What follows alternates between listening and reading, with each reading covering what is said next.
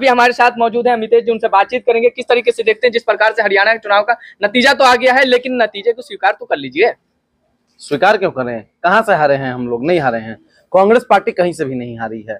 अगर ये हार सबसे बड़ी हुई है तो भाजपा की हार हुई है, और देश के लोकतंत्र की भी कहीं ना कहीं ये हार हुई है। इसमें देश का लोकतंत्र कहां से आ गया? जब आप चुनाव हार गए हैं तो आप भारतीय जनता पार्टी लोकतंत्र विरोधी पार्टी है, और अगर वो जीतती है तो ये लोकतंत्र की हार है। सबसे बड़ी बात मतलब अपनी जीत तो जीत है, उसकी जीत तो लोकतंत्र की हार। और वो जीती कहाँ है? जितवाई गई है जबरदस्ती। जीती गई है, जीती गई है, जीती गई है।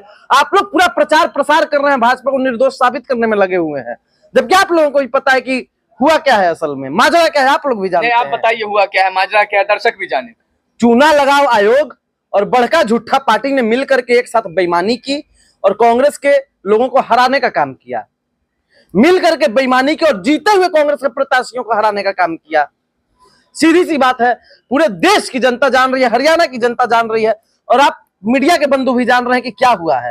लेकिन आप लोग जबरन भाजपा का प्रचार करने में लगे हुए हैं कि भाजपा निर्दोष है। लेकिन भाजपा कोई निर्दोष नहीं है।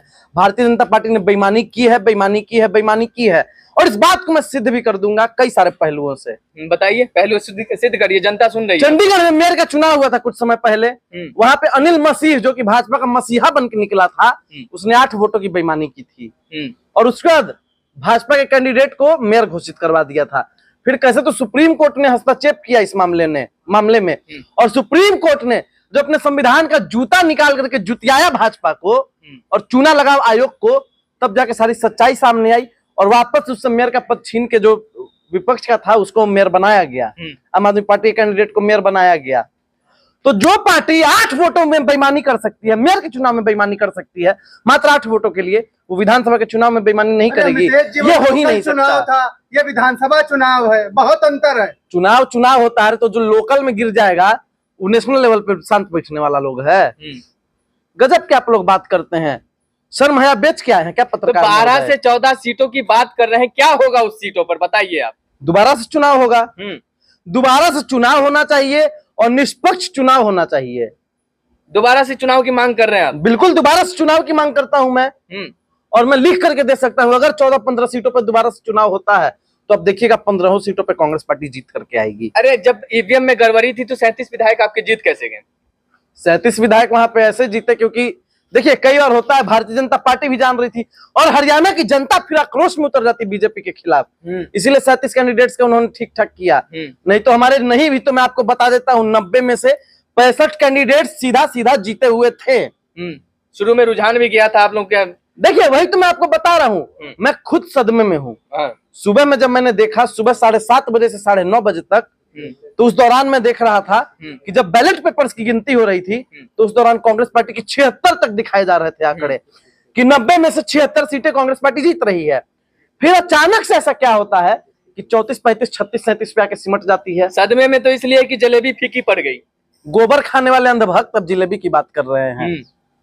ऐसे लोगों से देश को सावधान जनमत उनके साथ गया है तो आप लोग स्वीकार तो करिए। आप गोबर खाइए, खुश हो जाइए, भाजपा जीत गई है। उनके साथ नरेंद्र मोदी का चेहरा नहीं दिखा रहे थे मीडिया वाले। सरकार किसी की परसों तक नड्डा का चेहरा दिख रहा था, नड्डा का। काफी है।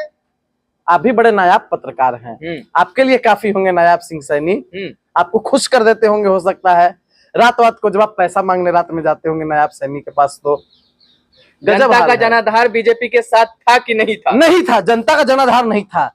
हरियाणा जाना जाता है किसान, नौजवान और पहलवान के लिए। किसानों पे लठ बरसाने का काम किया था भारतीय जनता पार्टी की सरकार ने। किसान क्यों वोट देगा हरियाणा को? अरे वो आंदोलन जीवी थे, किसान थोड़ी ना थे। कंगना आपकी प्रधानमंत्री बनने लायक है?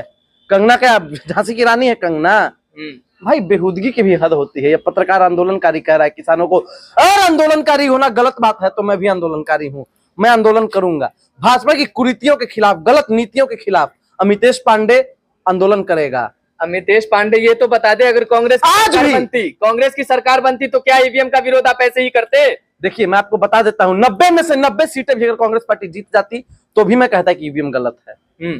ईवीएम का विरोध आजीवन करता रहूंगा। मर जाना कबूल है लेकिन ईवीएम का विरोध करना छोड़ना कबूल नहीं है। ईवीएम गलत है, गलत है, गलत है।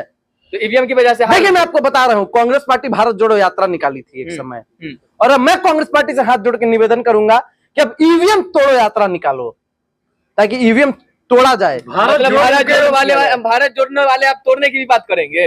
देखिए, जो गलत चीज है उसको तोड़ा जाएगा। आज भी जुल्म के नापाक रिवाजों के खिलाफ मेरे सीने में बगावत की खलीस जिंदा है और मैं बगावत करूंगा। जहां गलत देखूंगा बगावत करूंगा।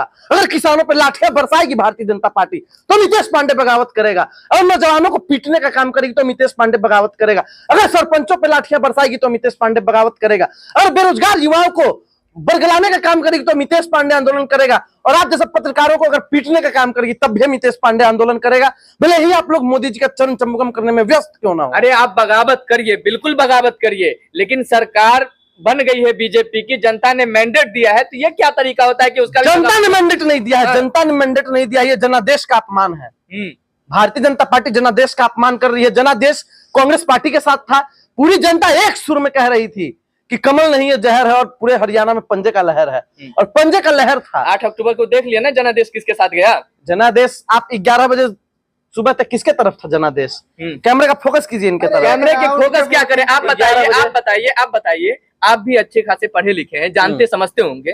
काउंटिंग हो रही थी, काउंटिंग में अगर किसी को किसी बूथ से 100 वोट चला गया, अगले बूथ से 200 सामने वाले को चला गया, तो काउंटिंग हो रही थी। स्टार्टिंग में वो ऊपर गए फिर नीचे आए, इसमें क्या होता है? ओहो बेहुदा आदमी। जब बैलेट पेपर की काउंटिंग हो रही थी तो कौन ऊपर था? कांग्रेस पार्टी। ईवीएम की जब शुरू में काउंटिंग हो रही थी तो उस दौरान कौन ऊपर था?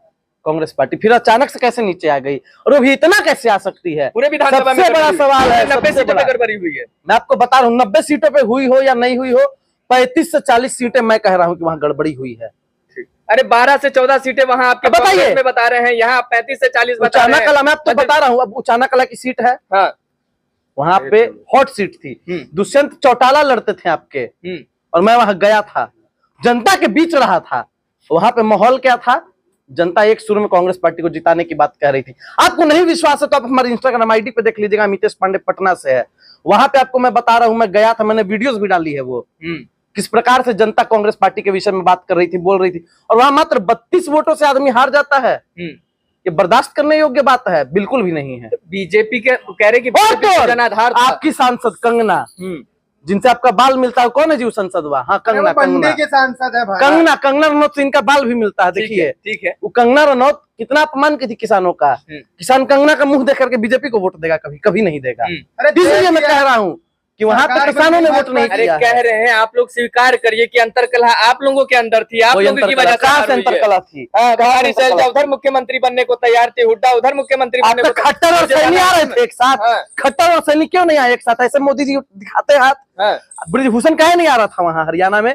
बोल दिया मंच से कि मैं हरियाणा आऊंगा प्रचार करने, क्यों नहीं आया ब्रिजभूषण? खट्टर ने तो पहले ही भविष्यवाणी कर दी थी कि 50 से 55 खट्टर की खटिया खड़ी हो गई थी हरियाणा की जनता ने। अरे खट्टर ने कांग्रेस की खटिया खड़ी कर दी। इतनी बढ़िया, इतना बढ़िया है खट्टर आपका, तो काहे नहीं खट्टर मुख्यमंत्री रहा?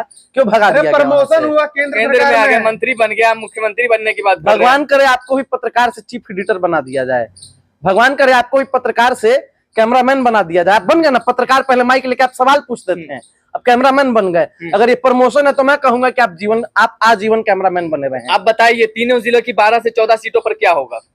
फिर से चुनाव होना चाहिए, और अगर नहीं हुआ तो अमितेश पांडे खुद जाएगा, पिटीशन फाइल करेगा सुप्रीम कोर्ट में, हाथ जोड़ करके निवेदन करेगा कि फिर से चुनाव कराया जाए। लड़ेंगे और जांच, केस लड़ने को तैयार है। केस लड़ूंगा, केस लड़ेंगे, और हरियाणा की जनता के साथ इंसाफ होगा।